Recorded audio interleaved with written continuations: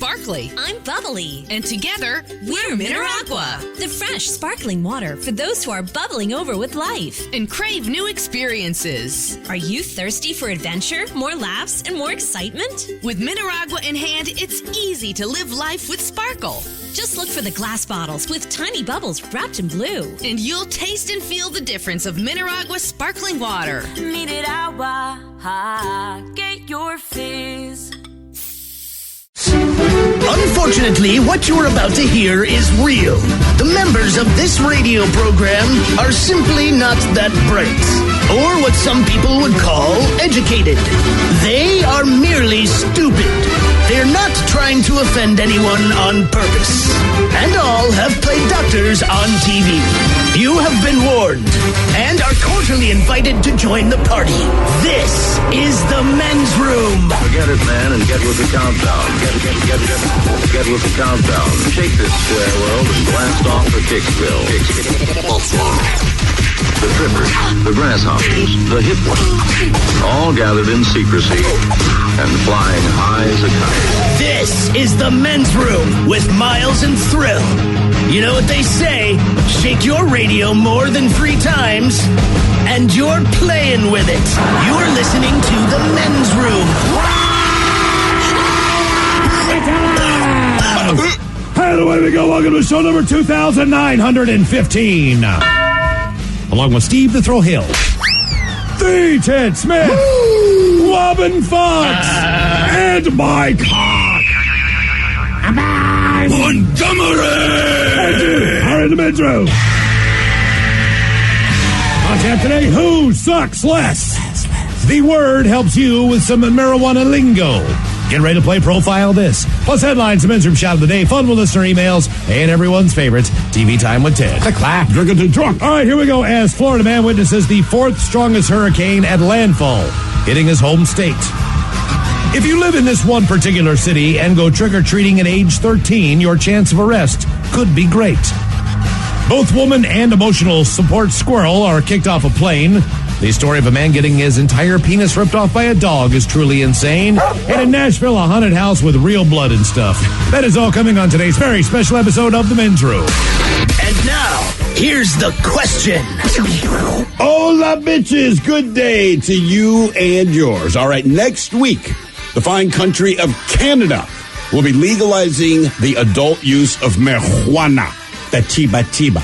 Now, the federal government, they establish some broad requirements, but they leave it up to the provinces to fill in all the details. And that'd be stuff like how much you can grow at home, the minimum age, etc., etc. Anyway, as of next week, our friends in the Great White North, they can legally get stoned. And if it's anything like here in the U.S., or at least the states that have legalized it, a lot of people are actually going to try weed for the first time.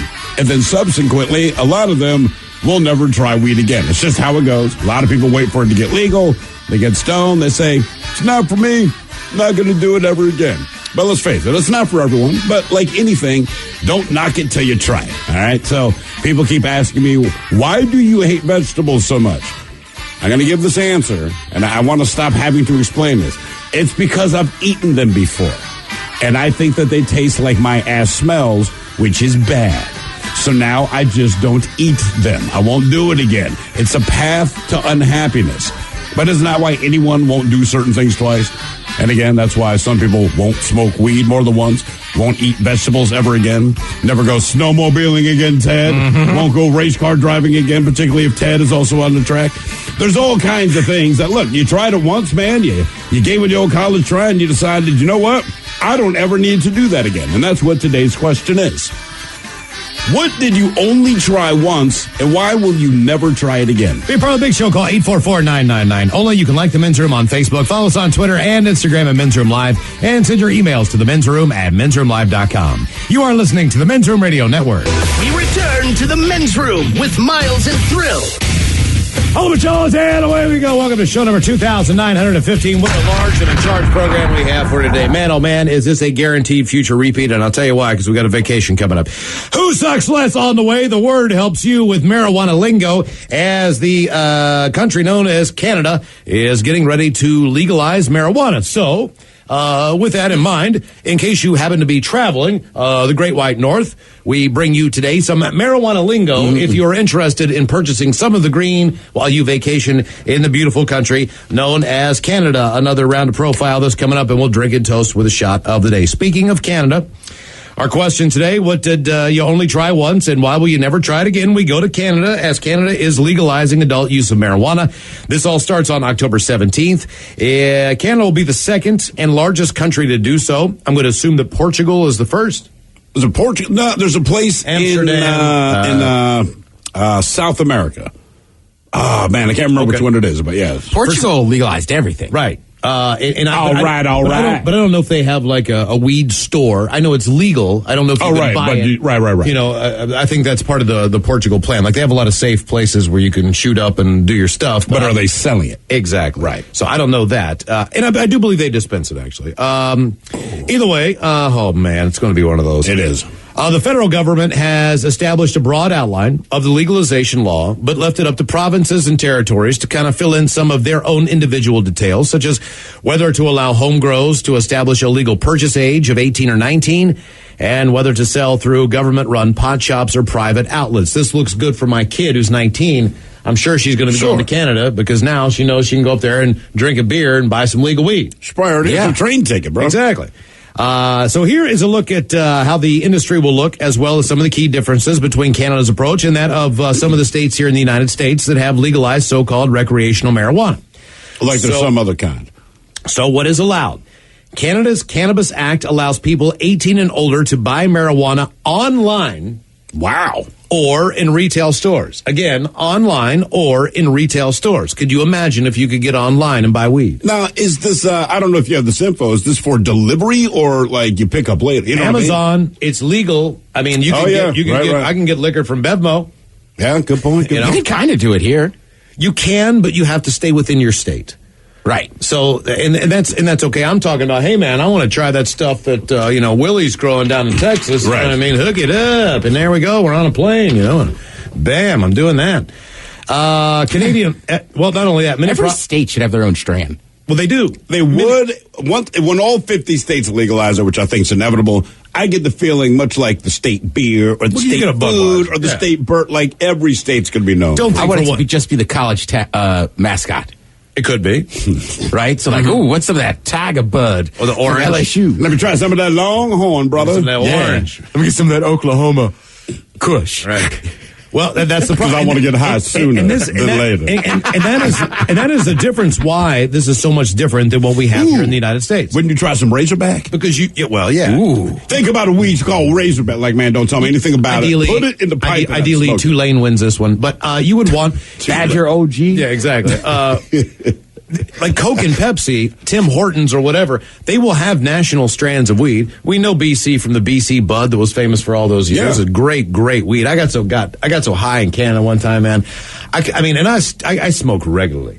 And this stuff just absolutely, this kid, this, snowboarder at the bar. I sat beside him and I'm like, oh my God, you reek of weed. He's like, yeah, I got some nugs.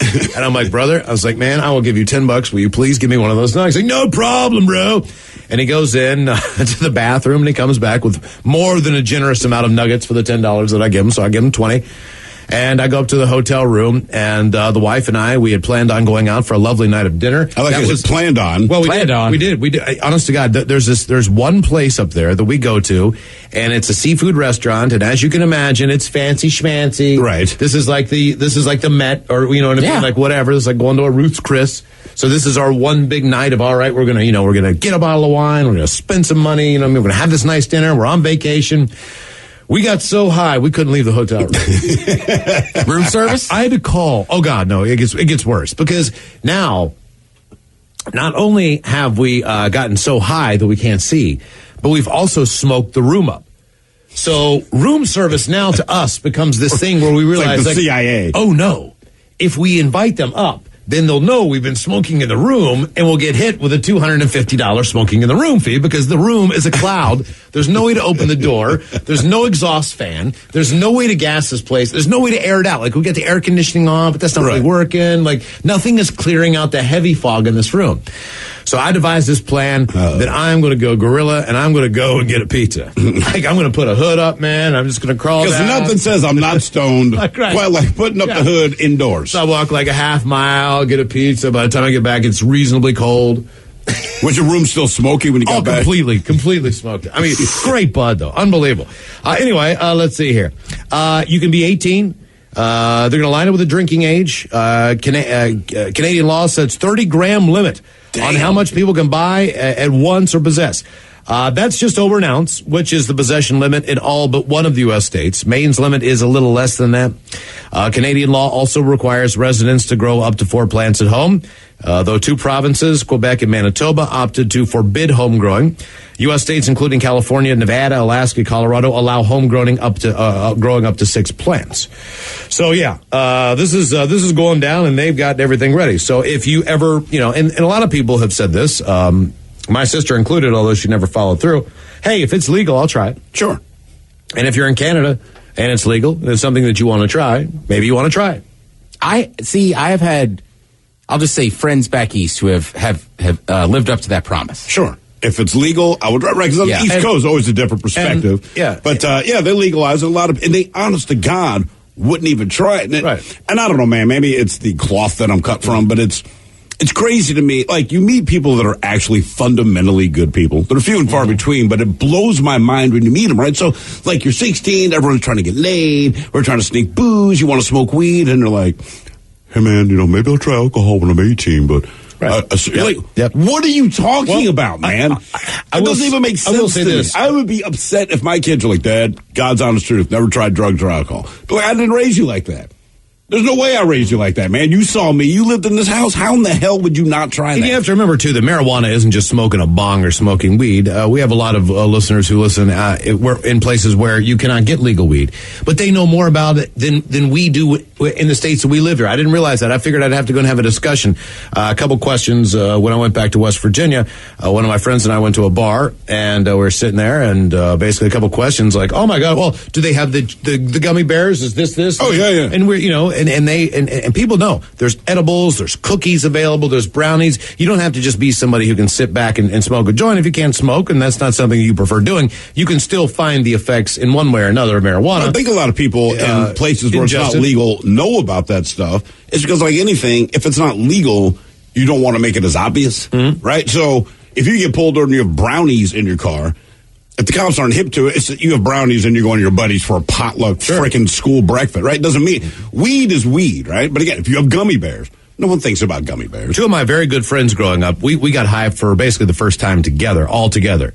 And they had one of those experiences that was not a good experience, and they've never smoked it since. Sure, fair enough. And for me, they're like, I don't like it. It's just not me. And I'm like, oh, you didn't get the effects of it. You know me. You didn't do it right. We'll try it again. They're like, you know what? I think I did. It's just not something I want to do again. Like, fair enough. All right. See, but I'll tell you the other one. But that's the way I am with beats. And I don't, but no, I'm just saying, no, listen to me. I don't you can't compare beats to marijuana. You can. Marijuana is much better than beats. I agree 1,000,000%, but the idea that, look, man, I tried this thing, and I tried it in the way that you say it is best to consume it. Right? What, boiled on a salad? Doesn't matter. It's a beat, man. You can't do, you know what you can do? You can put it delicately in your trash can, and then you've made the right decision. So look, I've tried it, right? I don't like it. But to this day, you're not going to harass your friends to smoke weed again, but people still harass me. Try this pickle. When I say I don't like something, why is that confusing? Try this pickle. Where were you? Come on, man. Come on, dude. Try this pickle. Come on, man. Just one. I was at a truck stop. Maybe you like it. You never know. Try the pickle. Dude, I'm telling you the one that I grew up with, right? Like, you might forget, but like I used to dip. Right. I dipped for like 7 years, but chewing tobacco is one of those things. You're either somebody like me that tried it and got a buzz from it, or you puked. Not. That's it. Sure. And I was a puker, and I never went back. Never did it again, no, right? Absolutely. And that was an easy decision for me to make based on how sick I got. But why is it that, think about this, I'm the same way, right? We'd all try it. And again, Ted, we didn't do as well as you. Copenhagen was not a good call for me. But why? Also, most people, if they puke from tobacco, they won't do it again. But the first time that you experimented with heavy booze, like legitimately boozing, you also puked. And you know what? We haven't quit. Like, we don't turn our back on tobacco. Oh, my God, I puked. You know what? What happened the first time you tried booze? Oh, I puked my guts out. Okay, I'll tell you why. Because I think it depends on the tobacco, because the tobacco, it could parallel with you turn away tobacco. We go back to booze. I know, but here's the thing. You might not be good with dipping. but you can have a cigarette. Like, you might not agree with tequila, but you can drink an S-ton of beer. You know what I mean? Like, you might have ingested a different drinking, way. I feel like you kind of wade your way in. Like, tobacco's quick, right? You smoke a cigarette, you never smoked one, you're going to get a head rush. Right. But, like, boozing, generally, it seems like people experiment with, like, a beer or two, and the first, like, I remember the first time I puked. It was awful. But you went back. Yeah, but I'm just saying, like, the first couple times I ever tried anything, it was just like a couple beers, like, oh. What did you... good. What did you I feel so different now. I feel so warm and fuzzy. I feel so confident. I did a Taco Bell diet once. What did you only try once, and why will you never try it again? 844-999-OLA. By the way, it's a few comments came in, and they're all over the place, all right? So the first one says, I can't call in right now. That's okay. You don't even need to tell us that part because the message is here. It says, but I will never donate blood again. Frankly, I hate people. It does not say that. It says, I will never donate blood again. I'm an A negative, so I let myself get talked into donating one day when the bloodmobile visited my work. I was almost done when suddenly I lost consciousness. I came to with them patting me awake. I drank so much water that day that I peed all over myself, too. So embarrassing. I told my boss I'm going home. Now every time I get blood drawn, I pass out. Look, I think if you use the bathroom in your pants, you should be able... We have a rule here. We have a standing rule here. We do. If you poop more than 3 times, if you've hit your, like a third one, you're on the line, but if you go one more time, you're allowed to go home. Go home, dude. We'll take the day off. Because you keep pooping. Like, you got to stop pooping. Seriously, because that's not right. Something's not right with you, and that's okay, but you can go home. I think we can apply that to anything, right? So, like, if it can be weed, it can be vegetables, it can be whatever. If you end up pooping yourself as a direct result of... Or peeing yourself. Don't do that again. I think we all agree, right? You're like, come on, man, try it again. You just peed yourself. We continue. It says, I tried base jumping once.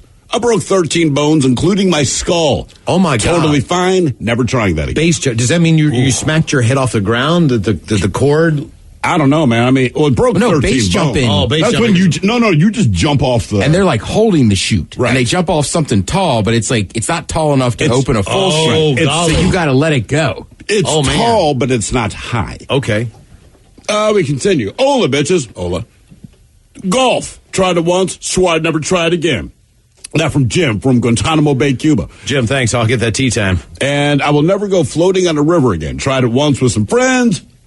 We all got caught up in a log jam. I got pulled under and stuck, completely blacked out. Woke up on a beach. Luckily, my friend saw me floating and pulled me to shore. Jesus, you spit out. Well, at least you spit out. Damn. But you notice what they didn't 2 do? weeks later. Didn't pee himself. No, he did not. He can keep working. Yeah, you try it again. You didn't pee yourself. Do it again. Well, it's also glacier water some of the times. That makes that dangerous. What did you only try once, and why will you never try it again? 844-999-OLA. Hello, Nick. Welcome to the men's room. Hey. Hola. Hola. Hola. Hola. Hola. La o. Hola. Hola. So, How you Nick, doing? we're great. How are you, Nick?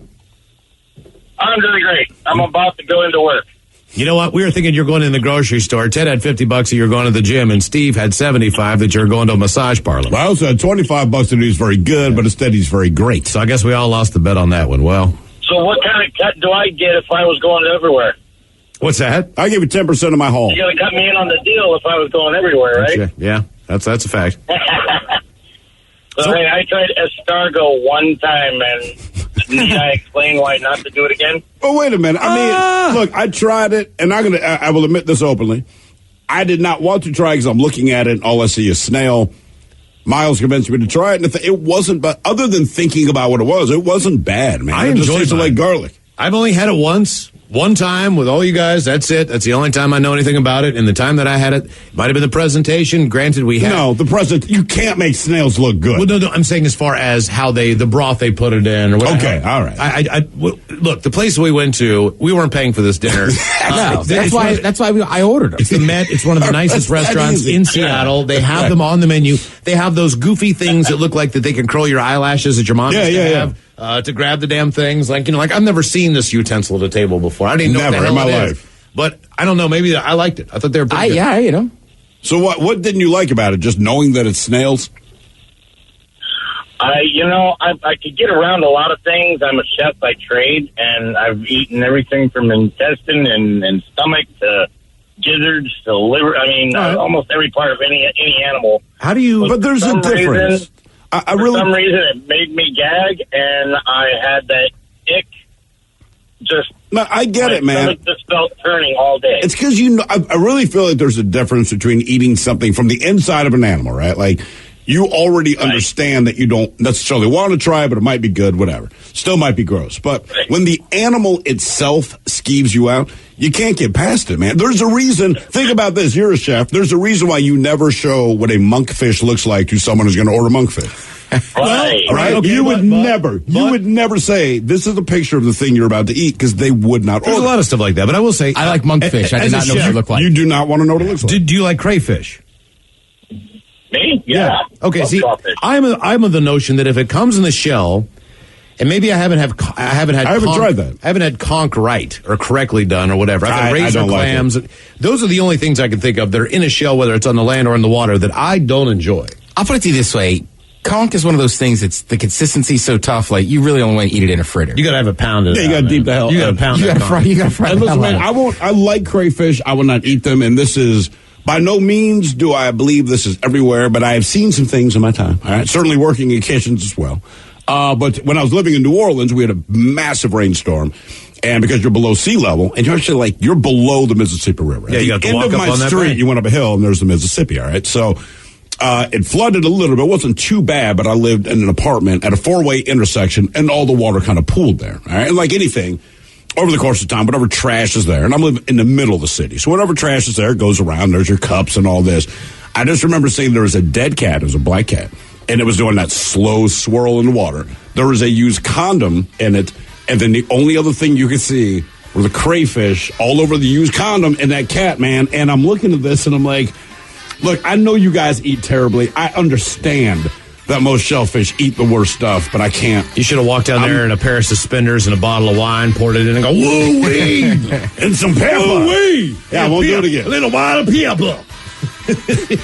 And semen from a stranger. I mean, that's have a little salt. Just a little dab of Jim. No MSGs. That's Fred's. Fred's no MSG special sauce. Right. Thank you, Fred. So I can't eat them anymore, man. What? I saw it with my own eyes. I'm like, I'm out. What did you only try once, and why will you never try it again? 844-999-OLA. More calls coming up. You are listening to the Men's Room Radio Network. Hola, bitches. You're listening to the Men's Room. Dear Abby, my wife and I have been married for years. We married young, and I'm the only man she's been with. Although we seem to have a good sex life, she's now saying she wants more. She wants to experiment and is suggesting we try a, quote, swinging lifestyle, a threesome, possibly a foursome, swapping partners. I think she wants to experience a stronger, more physically attractive man. I'm not against it. I fantasize about watching her with another man, and it could be exciting to make love with another woman. However, my question to you and your readers is, does this lifestyle enhance a marriage, or does it usually lead to severe marriage issues? That from considering doing it in California. Abby, who is dead, correct? Is she alive? She dead? No, she might be dead, but I think they kept the. But she's still from the dead. She's still giving advice. Mm-hmm. Depending upon the people involved, the swinging lifestyle can either enhance or destroy a marriage. If the couple is honest with each other from the beginning, establish ground rules, and adheres, it won't hurt. However, if one partner feels coerced, it can be destructive, which is why I do not recommend it. Our question, what did you only try once, and why will you never try it again? 844-999-OLA. We got a couple of more comments here. No, the guy who called, he's a chef, and he said, look, man, escargot is not for me. But that said, I'll eat organs and intestines and all this. So in response to that, someone said, he ain't got S on me. I ate the beating heart out of a lizard and drank its blood with vodka and ginger. I have footage to prove it. I believe you. We continue. I hate seafood. I tell people I'm allergic just to alleviate the barrage of questions like, what do you like about it? That's smart. I just don't like it. Why don't you tell people you're allergic to vegetables? Because no one believes it. But I do it with some support. A guy says, I tried Brussels sprouts once. Can't ever do it again. It tastes like somebody farted in my mouth. Well, basically they did. I drank half a bottle of cheap vodka. Never happening again. And this one, I enjoy this one. It says, I'm a dude. I let a guy perform karaoke on me once. To say the least, it was not for me. I'll stick with women. To that, all I can say is, man, I thought I did a better job for you, man. Mm-hmm. I did my best. Yeah, I'm sorry I let you only down. know so much. You got any liquors like that anymore? Any what? Like liquors, like it. Or like I can't drink them? Well, I think I have a preference to not go certain places. I think it's more about there's one tequila that kind of ruined me for a while from tequila. And it was before the revolution of tequila. That tequila is still out there. That same tequila ruins everyone on tequila. In its basic form. People don't think they like tequila because when you're broke, that's probably the tequila you start with, right? The one that begins with a C and ends in a no. And it's horrible. And they have good tequila now. You can go buy a good bottle of their Silver Blanco and other things. But that is the one. Their original version. The stuff that looks like pee. Yeah, it used to kill me. Now, I would prefer not to drink that because typically when you're drinking tequila, you're sipping it unless you put it into a margarita. And to be honest with you, that's not how we or drink a Bloody anything. Maria. I can't think of anything that you put tequila in other than those two things, really, as far as making an actual drink. Tequila Sunrise. There's the third one. Okay. What else is so in maybe the tequila maybe if it Sunrise? was mixed in a drink, I'd be fine with it. But what's the tequila Sunrise? What else is it's just tequila, orange juice, and then grenadine. Ah, okay. Well, still, I mean, if I don't have to taste as much of that, as the other. It's Cuervo. Right. That's all. I mean, that's all, man. But tequila's making a huge. I mean, it already has made a huge comeback, but now, I mean, that's like. Because they made good if people want to watch calories, that's what they're drinking. I mean, look, man, I swore off tequila for 13 years, and that's one of the few things I actually adhered to. And when I got back into the tequila game, everything had improved. Where, like Miles said, man, it wasn't. My memory of tequila was just the taste and effect. Or drinking the worm. And possible kidnapping as a result of Cuervo. And I'm like, I'm not doing it again. And I've said that about a lot of things, but tequila for the longest time was the one thing where it's like, look, man, I said I'm not doing it again. I'm not doing it again. Nothing good happened. I'll tell you what. There's a bar in my neighborhood. I committed a felony. There's a bar in my neighborhood that is also. It's not a bar. It's an arcade, and they also have a little bar in the front. You're so stupid. And they have old school arcade games in there, and they have old school drinks. They have little tiny Miller High Life Pony bottles. Yeah. They've got Mickey's Big Mouth bottles in there, and up on top they've got all 5 flavors of Mad Dog. Mm-hmm. And if you want, when you go get a beer, you can get a shot of Mad Dog. If you want, for $1. You guys asked me the last time I did a shot of Mad Dog. Oh boy, who was I with? Oh, probably me. Yeah. What bar were we at? Probably that one, because I don't know any other bar that would carry Mad Dog, but they do. And since they have it, you know what I mean. Even though I know better, even though I know that this is a really bad idea, I cannot say no. I cannot say no to the strawberry. It'll bring you back. I'm not drinking a half a bottle. Right. I'm doing 1 or 2 little sips. You know what I mean? Like, if I did the half bottle like when I was 18 years old, yeah, it would be a bad night for sure. Pretty sure. Hola! The shenanigans continue on the Men's Room Radio Network.